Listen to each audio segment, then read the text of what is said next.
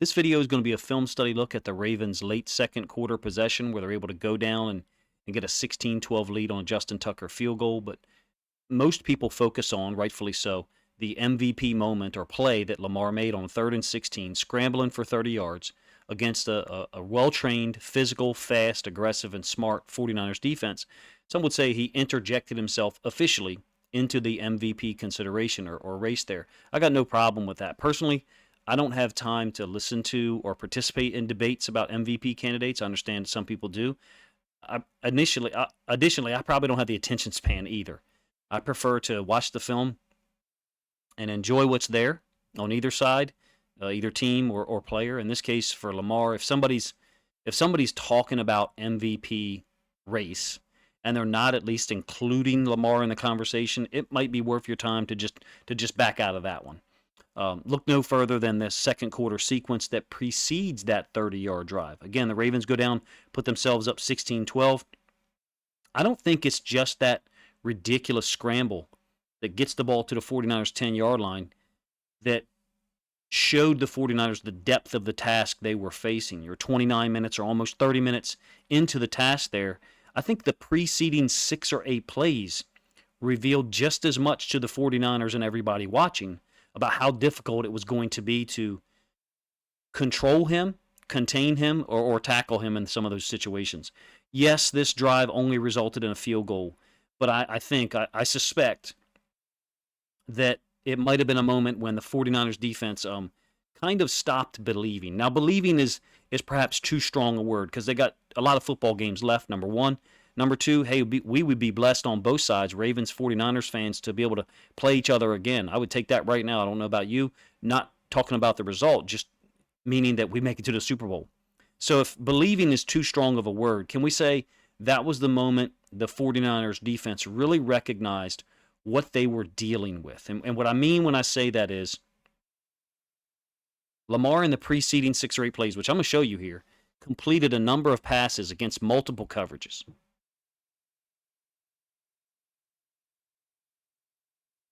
And then when it came time on this 3rd and 16 to contain the quarterback, get to him, sack him, pursue him, whatever, they were unable to do so. And he jukes Fred Warner, cuts up the field, and gets 30 yards. One thing that I've always said as a defensive coach, and I believe in it, and my understanding may be surface level or not as deep as other people, is pursuit tells me everything.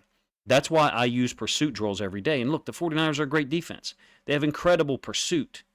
They get after the football at all times. But this situation is what I'm talking about. I'm not saying that anyone's doing anything wrong. I'm saying that there are guys on the backside who already are no longer believing that they can get there and make a play. There's the other 7 guys involved in the play those are the 4 D linemen. I'm specifically calling them out, not saying that they didn't pursue, that they were lazy, whatever. Those are the 4 guys who understood the task the most because they're the ones having to deal with trying to get to Lamar against an offensive line that played pretty well. Personally, as a coach, I use pursuit drills every day. I know some people don't believe in them. That's fine. I rotate 3 or 4 or 5 of them in and out so the drills stay fresh. The 49ers do everything right defensively. They got great athletes.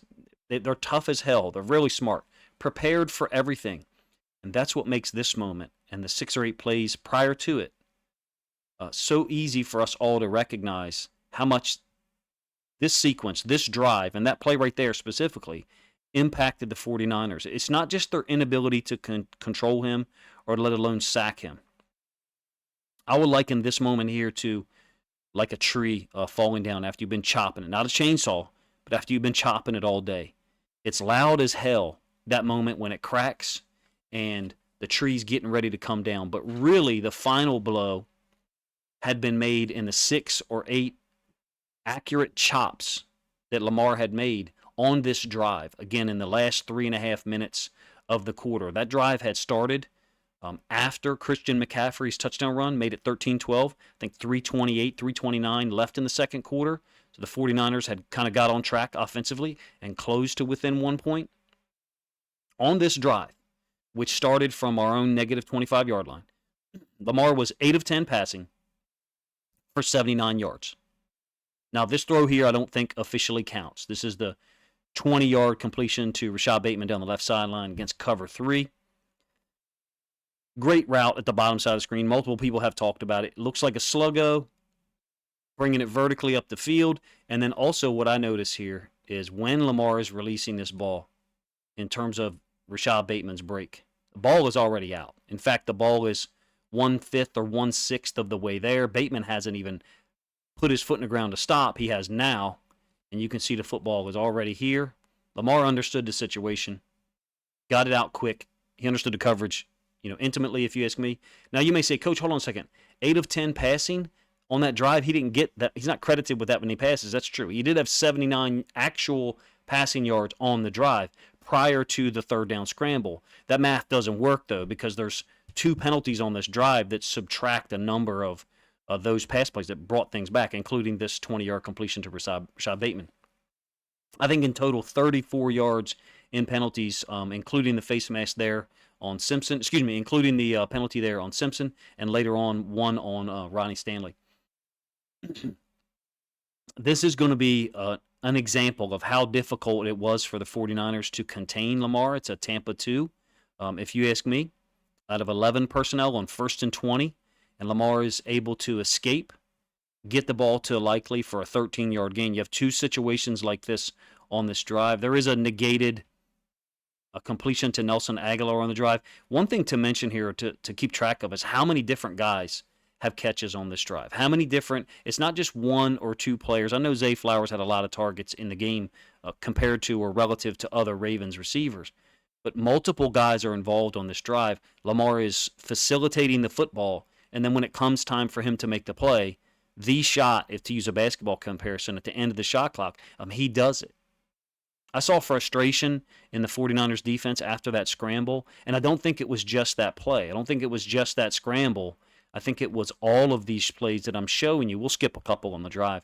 All of these plays that I'm showing you had a cumulative effect, again, like a tree being able to get chopped down. Now, before we move on to the next play, I want to give a little bit of context to what I'm talking about, the 49ers' frustration.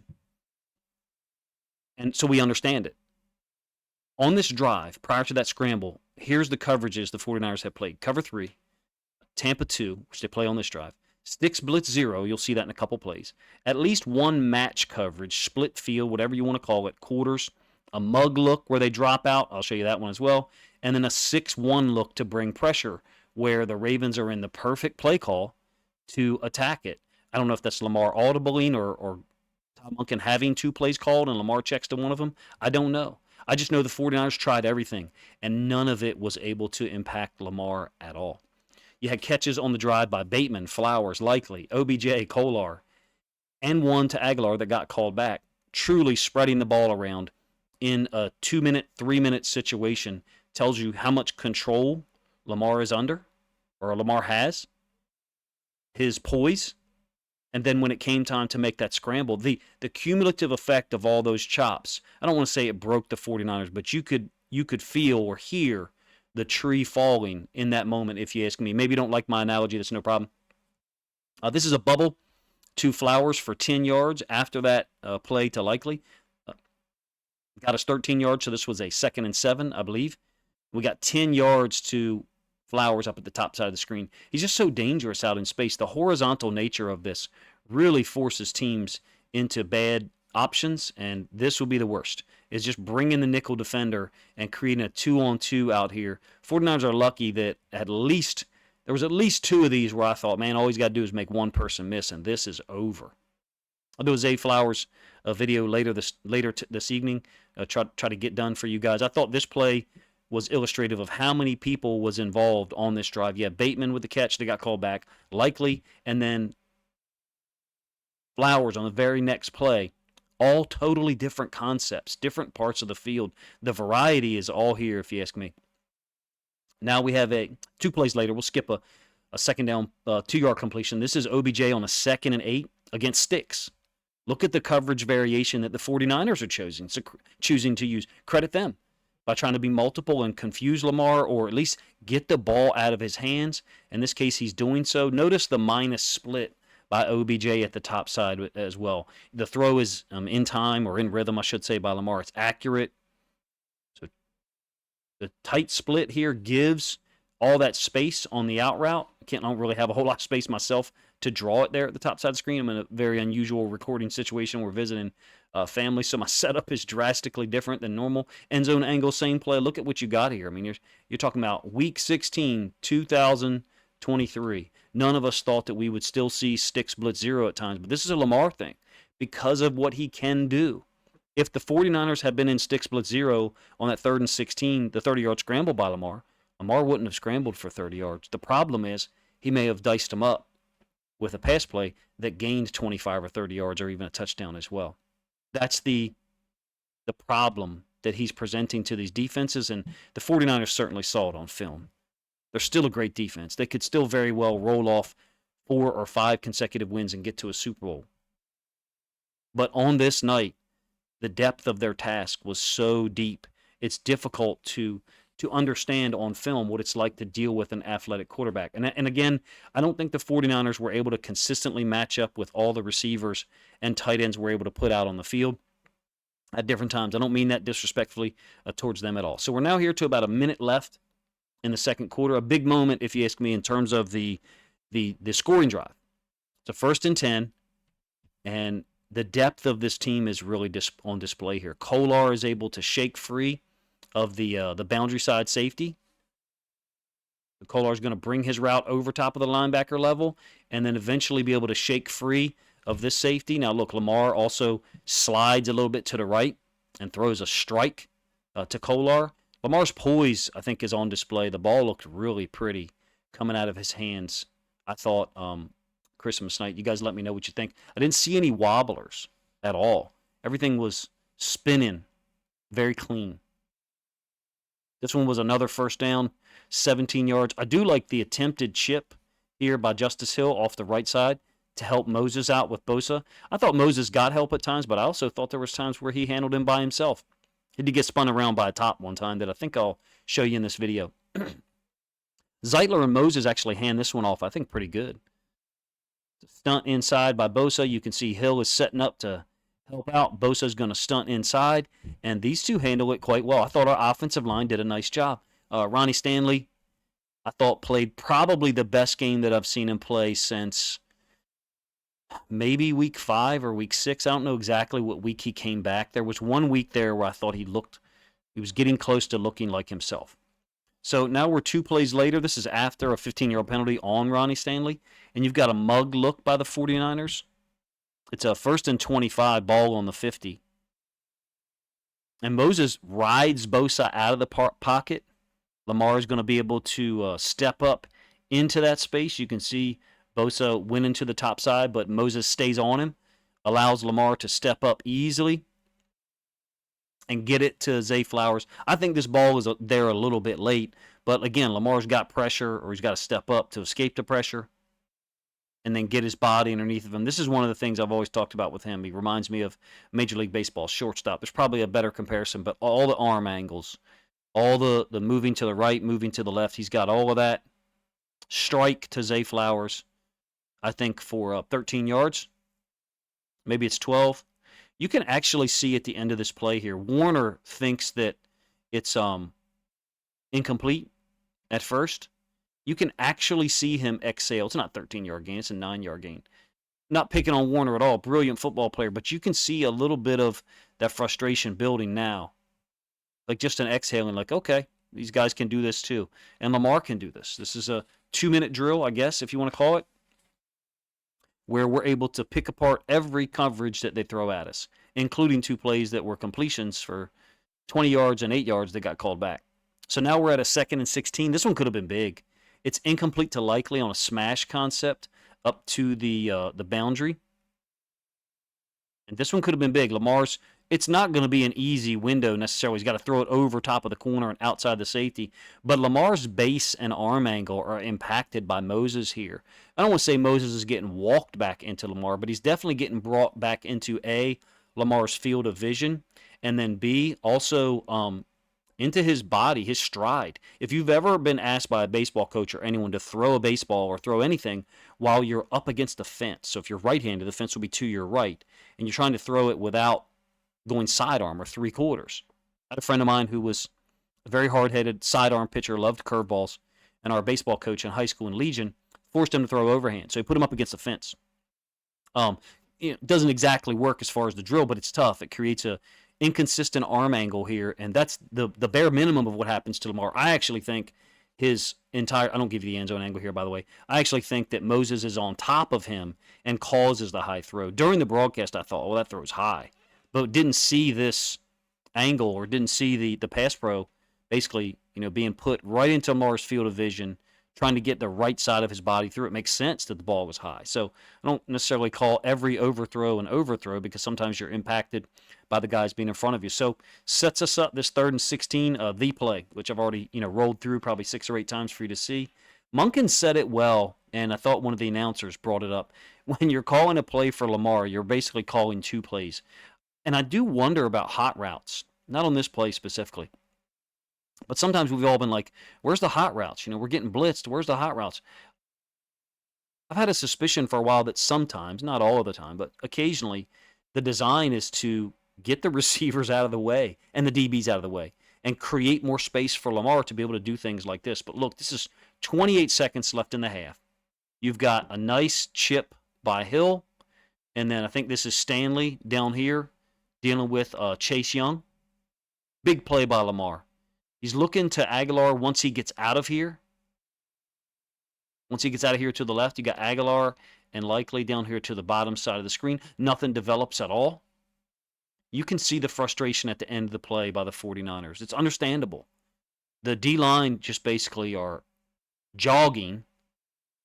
Look, this is the 30th minute of the half. They've just gone through a 10-play or maybe 11-play drive at this point. So you can understand it. They're trying to get to Lamar. Chase Young thinks he's close enough to get him. Ronnie Stanley, look, credit to our tackles, man. When they were beat, quote unquote, they just stayed on guys and helped ride them out of there, give Lamar escape lanes. In this case, way too big of an escape lane to deal with someone with his athleticism. I thought he turned it on like 4.5 gear here. Maybe not 5th gear, but 4.5 gear. One thing to mention here, it's a 4-man rush. Obviously, it's cover 3. Unless you can overwhelm our offensive line with a 4-man rush, and the team that can do that or has shown they can is the Cleveland Browns. And that's why they're a difficult matchup. This becomes death by 1,000 cuts for your defense because you're not able to sack him. You're not able to contain him. Again, unless you're the Cleveland Browns, who their 4-man rush is almost a 5-man rush. Their 5-man rush is damn near a 6-man rush. That's why they never rush 6, because they don't need to. It's already a 6-man rush. They play a lot of man-free. Totally different defense than what you're seeing here. Cover 3. Think of the different coverages you've seen on this drive. Cover 3, twice. Tampa 2, sticks blitz 0. There is some type of match coverage that I neglected to mention on the trips, the 17-yard completion to Kolar. One thing to mention or talk about here is the quick adjustment by Aguilar and Zay Flowers. After Lamar commits to the scramble, can't find anybody open, they are well-trained and or they have great instincts to pick up blocks. Now, the 49ers guys actually engaging Aguilar. Stays on him. Zay also stays on him. Lamar's thinking about taking this all the way up to the top side of the screen. When you point out or attempt to point out frustration by the defense, here's what I'm talking about. It reminds me of this is an amazing illustration of Lamar's width of his skills and the depth of his skills. Certain quarterbacks can scramble and get 6 or 8 yards. Certain quarterbacks can scramble and maybe get you 15. He just scrambled and got 30 and damn near took it to the house. That would have been a back-breaking moment for their defense. Again, this reminds me of something I heard Steve Harvey say one time. Someone was talking to him or asking him a question like about smoking cigars or drinking scotch as a Christian. Might have even been saying curse words. And look, I think Steve Harvey generally tries to send a positive message. Well, nowadays, not Kings of Comedy, Steve, but he said, I got all that. Meaning, I got all the Christian stuff, all the positive message stuff, all the encouragement, and then other stuff I can go to, and I can basically code switch. And if you've never heard that phrase, that's okay. Can move between codes depending on who you're talking to and the needs of the situation. I mean that in a positive way in this sense. I got all that. This was a moment where Lamar basically showed them, hey, I can handle cover 3. I can handle sticks blitz 0. Your Tampa 2. your quarter split field coverage stuff, and if you can't contain me on 3rd and 16, I got all this too. Once the 49ers realized that the depth of the task here, they didn't give in, man. They're a resilient group, clearly. We had one shot at it here with 10 seconds left, by the way. Lamar, puts this in a place where only Zay could even make a play on it at all. So I like the decision. We get the field goal. Maybe I'm overstating a field goal in the 30th minute of the game that puts us up 16-12. That's okay if you think so. But I've seen it. I've dealt with it personally as a defense coordinator at the high school level. When you have an athletic quarterback that you can't contain, let alone sack or tackle in open field, you feel powerless. People say it's 11 on 11 football. It's not what it feels like when you're dealing with an athletic quarterback. And I've seen them dating back to 2006 in a lower level, obviously. It feels like you're playing 11 on 12. It feels like you don't have enough people to allocate to get that guy to the ground, number one. And number two, nor do you have enough people to cover and threaten the quarterback at all. You can't just rush 3 all the time. I'm one of those people that thinks, it's underutilized at the NFL level, but you can't do it often. It's got to be a change-up. In this case, Lamar showed the 49ers on this drive, and basically all of us as fans and people who follow him like we all do as Ravens, followers. He showed us all. He's got all that. He's got all the skills, all the athletic ability, all the understanding of the coverages, where to put the football. The brilliant throw to Rashad Bateman to start the drive, 20-yard gain that got called back, unfortunately, I think is a nail in the coffin of anybody talking about, he can't make anticipation throws. He can't do this. Lamar recognized cover 3, knew that Bateman's route was going to take that corner to his deep third, which is where he's responsible. Think about it from the corner's perspective. You don't want to give up a deep shot in cover 3. You don't want to get beat vertically. So he's going to get off there. Bateman snaps that sluggo and then out route back to the sideline. Lamar throws the ball before Bateman's really even starting to slow down. The same guy that did that is the same guy that scrambled for 30 yards, juked Fred Warner, and it's like Troy Aikman said, he really didn't juke him because you can't expect Fred Warner, any inside linebacker, really to make that tackle in open field. Thought Lamar turned it up to 4.5 gear, maybe almost 5. But this was an incredible moment. It was fun to do a film study and try to produce for you guys. Let me know what you think of any or all of my analogies that I threw out there. I probably did so many. Hopefully at least one of them hits. Appreciate you guys' time. I'll have a film study video on Zay Flowers a little bit later, and I hope to have a little surprise collaboration sometime this evening, if possible. Appreciate you guys' time. If you think other Ravens fans would enjoy this film study look at Lamar's MVP moment, or whatever you want to call it, then please consider grabbing a link to this video, sharing it out on social media to help this content get more reach.